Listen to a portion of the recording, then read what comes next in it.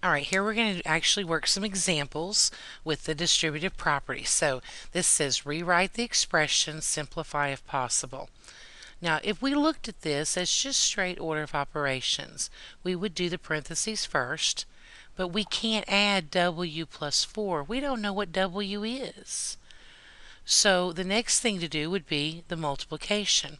But you are multiplying 5 times more than one thing. That's where the distributive property kicks in. So we literally have to distribute that multiplication to both of these items. We have to multiply first the 5 times w, which would be 5 times w, and then multiply 5 times a positive 4, which would be a positive 20. Now that is as far as we can take that. Let's try it again. Here we're multiplying negative 8 times r plus 3. So we're multiplying the negative 8 to more than one thing. That's where our distribution comes into play. So we have to multiply one at a time. The negative 8 times the r is negative 8 times r. And now negative 8 times positive 3 would be negative 24. And that is as far as we can take that. Now, even if we're working with fractions, we can still do it. Again, we're multiplying this number to more than one item, so we have to do one at a time. First of all, multiplying the negative 4/3 to the 12. Why? Okay, if this bothers you, take it step by step. First of all, look at your signs. A negative times a positive will be a negative, so we have our signs taken care of. If you need to go out to the side and multiply 4/3 times 12y, you absolutely can. And you could put that over 1 so you could see that top and bottom. 3 would go into 12 4 times, so we would have 4 times 4y would be 16y.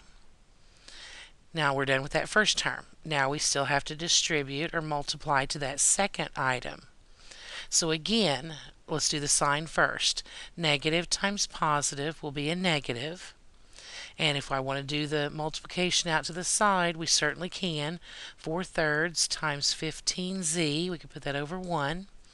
3 will go into 15 5 times, so 4 times 5z would be 20z. And that's as far as we can take that. Now for our last one here, we can look at this two different ways. We can either look at it as if there is an understood 1 there. I mean, negative doesn't really mean anything by itself necessarily. So if you feel better about it, you could put a 1 there so that you could see that you're multiplying negative 1. Or you could think about it as subtraction. We just can't get out of the subtraction mode. You could think about, well, there's a third way too. You could think about subtracting both of these items. So we would have to subtract the 9x, and then we would have to subtract the 12y. So subtracting the 9x would be negative 9x, and subtracting the 12y would be minus 12y. We could think about it that way. I'm going to erase and start over here. If we were to put the 1 there and multiply, we would say negative 1 times positive 9x would be negative 9x, and negative 1 times positive 12y would be negative 12y. We would get the exact same answer. A third way you could look at it is this negative literally means the opposite. So we're going to be doing the opposite of both of these. The opposite of 9x would be negative 9x, and the opposite of positive 12y would be negative 12y. Several different ways to think about it, but they all mean the exact same thing.